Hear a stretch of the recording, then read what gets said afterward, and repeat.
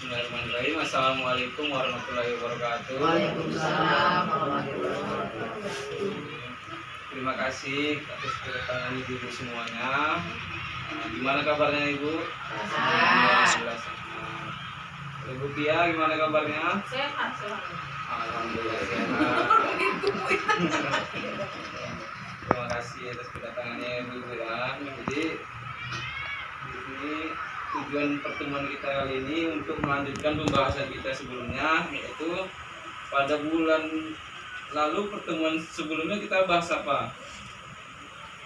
Bahas kesehatan dan gizi.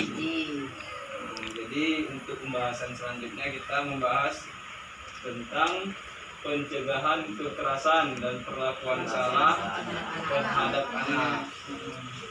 Jadi sebenarnya pembahasan kita ini yang lebih berpengalaman sebenarnya ibu-ibu semua yang sudah merasakan bagaimana punya anak gitu ya. Saya kan belum merasakan bagaimana punya anak. Belum mulai. Jadi pada pertemuan kali ini kita membahas tentang bagaimana mencegah terjadinya kekerasan terhadap anak, perilaku orang tua terhadap anak gitu ya.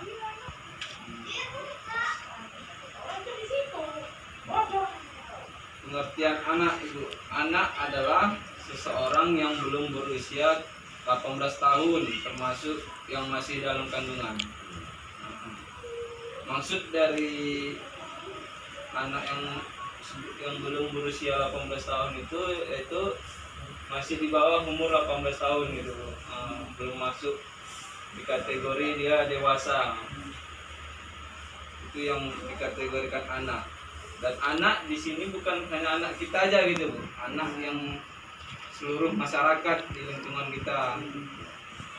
Kemudian pengertian hak anak. Di situ saya ada tempelkan bagaimana apa itu pengertian hak anak adalah yang melekat pada martabat manusia sebagai insan ciptaan Tuhan yang Maha Esa yang sifatnya tidak boleh dilarang oleh siapapun dan yang seolah-olah merupakan suatu holy area. Jadi pengertian dari hak-hak anak adalah semua kebutuhan dasar anak yang harus dihormati, dilindungi dan dipenuhi agar kesejahteraan dan jiwa anak terjamin yang dilindungi oleh undang-undang. Dalam hak anak ada 5 klaster ini Bu ya, ada 5, di sini ada 4 juga, yaitu dibagi menjadi 4 kelompok, yaitu menjadi hak hidup, kemudian untuk menjadi hak tumbuh dan berkembang, hak perlindungan, dan hak berpartisipasi. Jadi dari 4 kelompok ini bisa dijelaskan bahwasanya hak perlindungan itu hak untuk dilindungi, untuk mencegah terjadinya segala bentuk kekerasan, penelantaran, dan eksploitasi dengan tidak diperlakukan kasar, dihukum secara fisik dan verbal, digunakan untuk kepentingan seksual dan ekonomi, dipenuhi hak hidup dan tumbuh kembangnya. Itu dari sisi hak perlindungan gitu. Kemudian hak partisipasi memberikan kesempatan pada anak untuk terlibat dalam hal-hal yang mempengaruhi hidup mereka sesuai dengan usia dan tingkat perkembangan anak. Diberi kesempatan untuk berpendapat, berbicara kepada ibu-ibu. Jangan mengacuhkan anak gitu ibu ya. Itu beberapa hal yang penting. Kemudian hak untuk hidup. Hak untuk hidup yaitu hak atas hidup dan kebutuhan dasar untuk keberlangsungan hidup anak. Contohnya mendapatkan ASI eksklusif, imunisasi, makanan bergizi, perawatan kesehatan, dan tempat tinggal yang layak. Itu dia dari pengertian hak anak tadi. Kemudian yang terakhir hak tumbuh kembang. Hak tumbuh kembang itu hak untuk mengembangkan potensi secara penuh, mendapatkan pendidikan termasuk pendidikan usia dini, kasih sayang, motivasi, kegiatan untuk mengembangkan minat dan keterampilan dan lain-lainnya. Jadi dari hak-hak anak ini dikelompokkan menjadi 4 itu ya. Hak untuk hidup, hak untuk perlindungan, hak untuk tumbuh kembang, dan hak untuk berpartisipasi. Jadi dalam kekerasan terhadap anak ini dapat kita simpulkan juga maksud adalah kekerasan terhadap anak setiap perbuatan terhadap anak yang berakibat timbulnya kesengsaraan atau penderitaan secara fisik, mental, seksual, psikologis termasuk penelantaran dan perlakuan buruk yang mengancam integritas tubuh dan merendahkan martabat anak. Itu pengertian dari kekerasan itu ya. Sini dia kekerasannya, pengertian kekerasan terhadap anak.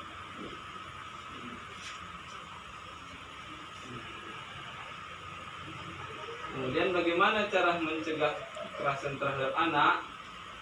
Ataupun ini ada beberapa contoh jenis kekerasan terhadap anak yang bisa kita lihat sendiri. Jenis kekerasan dan perlakuan salah terhadap anak ya. Pertama dari segi fisik ya. Fisik itu perbuatan yang dilakukan oleh seseorang yang mengakibatkan rasa sakit, jatuh sakit atau luka pada tubuh anak. Contohnya ibu memukul, mencubit ibu ya. Apalagi contohnya bu? Hah? Apalagi contohnya bu?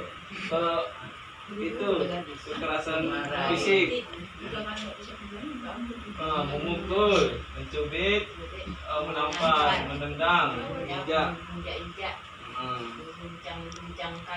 ini dia mencubit ya. Nah, contoh gambarnya Tarik mencubit. kuping, Pak. Itu tarik kuping. Iya. Ini memarahi, membentak, memarahi. Kemudian ini mengacuhkan.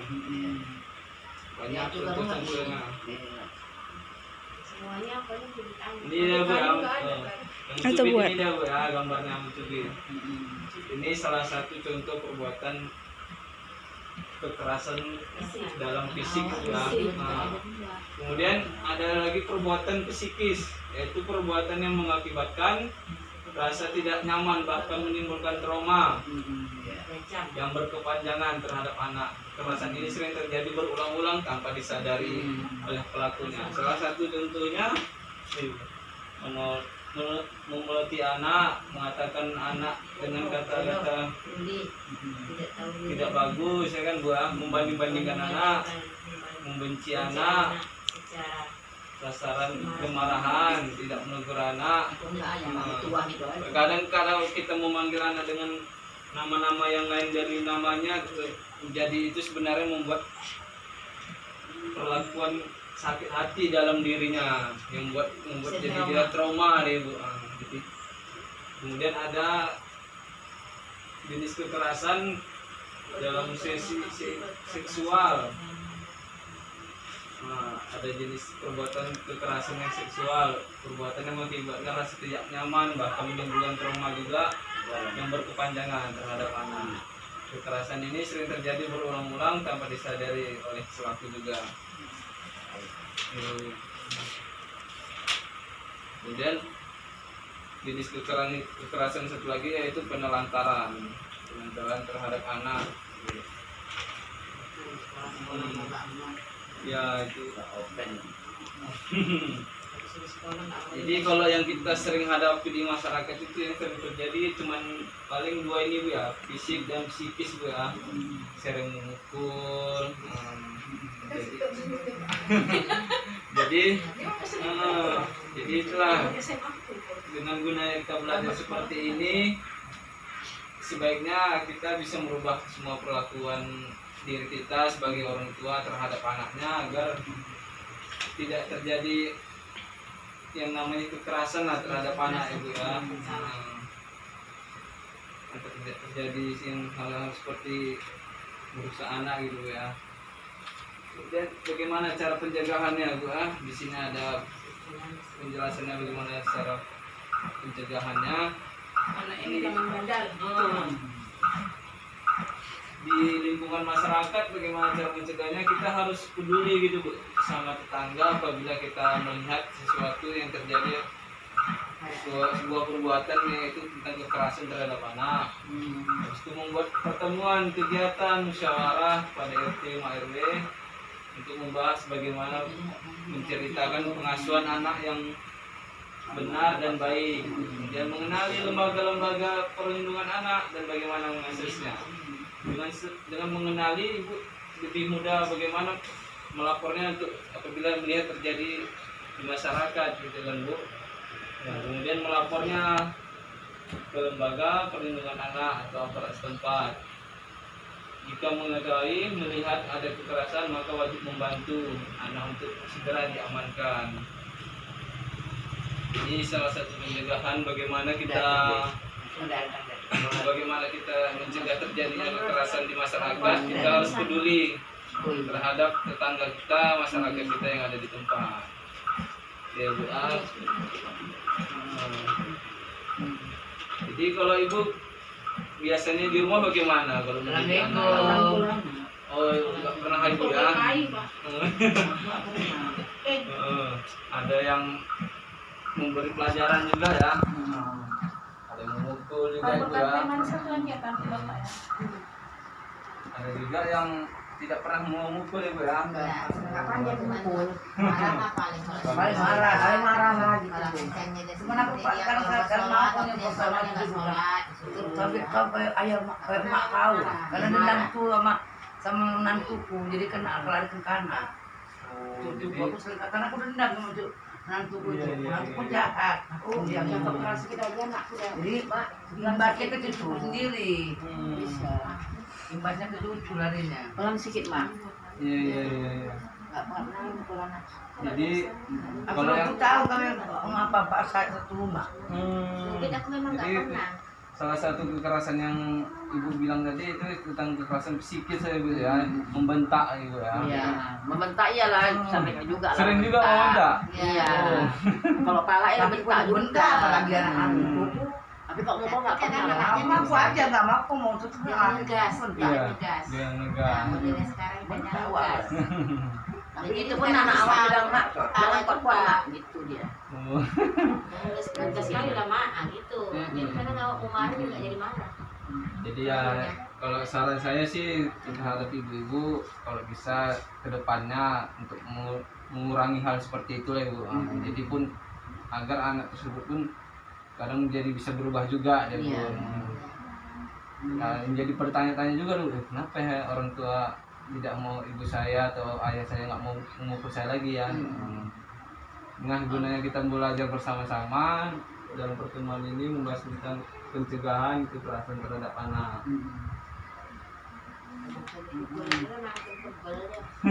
Makin bandel. Iya. Makin bandel kalau anak-anak dipukul.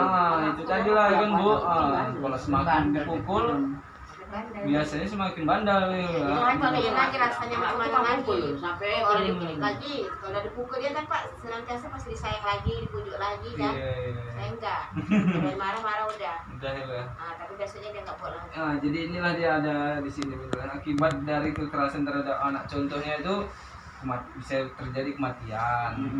Dengan memukul bisa menjadi patah tulang, kerusakan otak, luka, kegangguan organ lain tubuhnya Ibu ya. Kemudian akibatnya bisa buat anak cemas, takut, malu, atau tertekan. Kemudian bisa menjadi hilangnya rasa percaya diri terhadap anak. Bisa jadi juga dia mau bunuh diri. Bisa juga dia mau membuat kemarahan yang sulit dijelaskan, meniru kekerasan terhadap orang lain. Bisa juga mencelakai orang lain atas Kalau beli-beli akibat dari kekerasan yang kita lakukan ini. anak-anak ikut. Kemudian siapa pelaku-pelaku kekerasan yang sering terjadi terhadap anak? Nah, ini dia orang-orangnya. Siapa pelaku-pelaku yang sering terjadi kekerasan terhadap anak itu orang tua salah satunya, ataupun pengasuh ataupun pembantu. Orang yang dikenal dekat dengan anak itu guru, dokter, guru les, atau teman-temannya bisa jadi Bu. Orang asing yang berniat untuk melakukan kejahatan terhadap anak itu salah satu pelaku juga untuk bisa terjadinya kekerasan terhadap anak. Kemudian organisasi kriminal itu dia.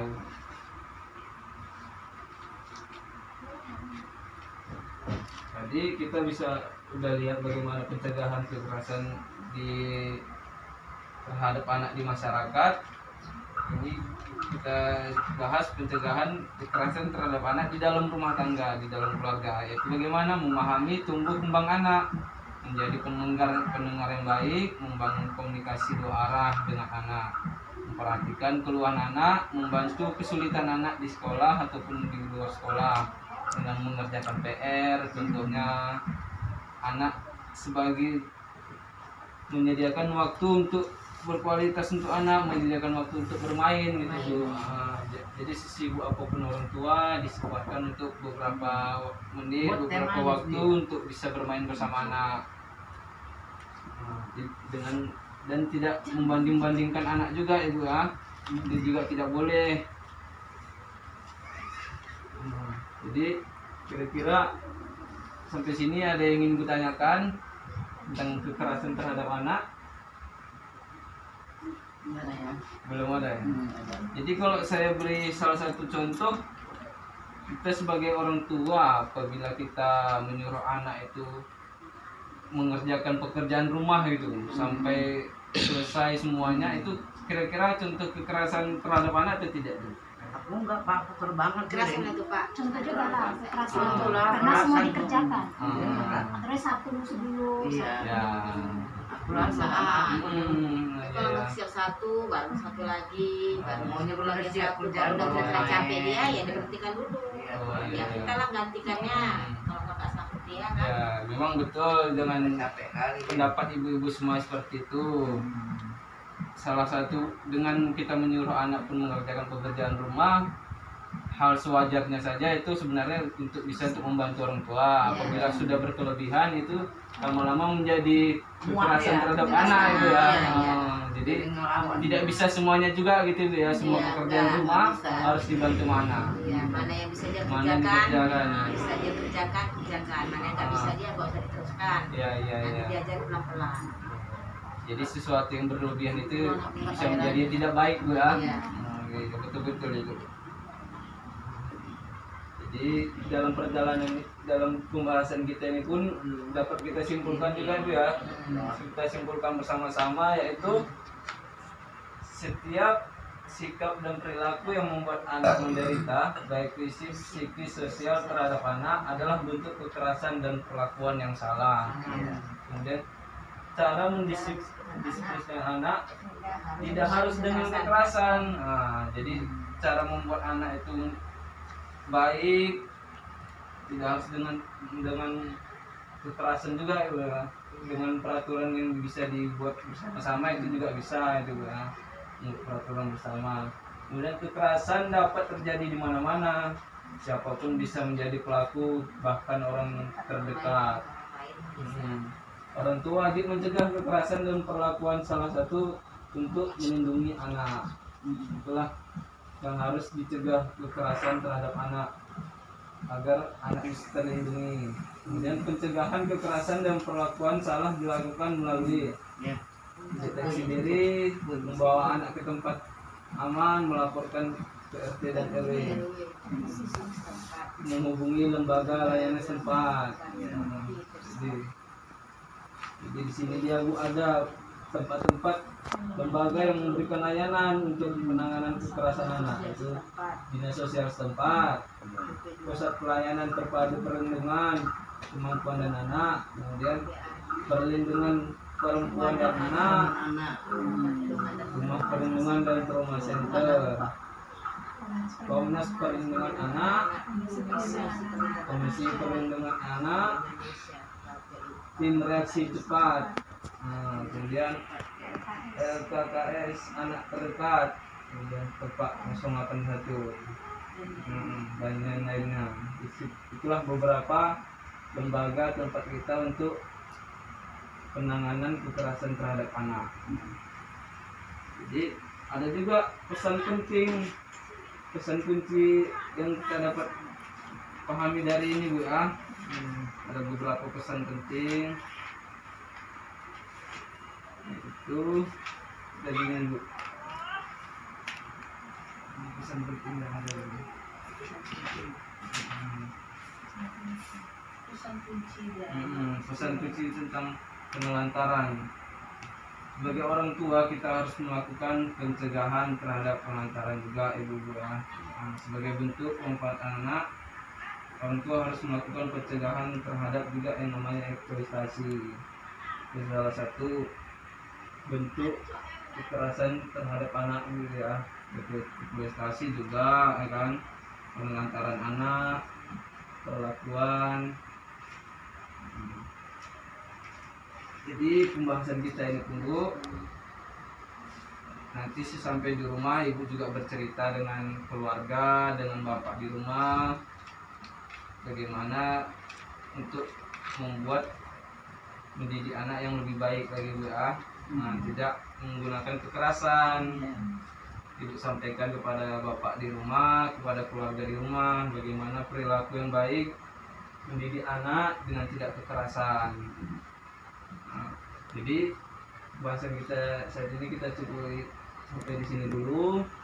Selanjutnya nanti kita akan membahas topik-topik judul-judul yang baru lagi. Mudah-mudahan kita dapat diberi kesehatan yang lebih baik lagi, kesehatan dengan umur yang panjang, kita dapat berkumpul kembali. Amin. Kemudian saya sudahi ya Bu ya. Assalamualaikum warahmatullahi wabarakatuh. Waalaikumsalam warahmatullahi wabarakatuh.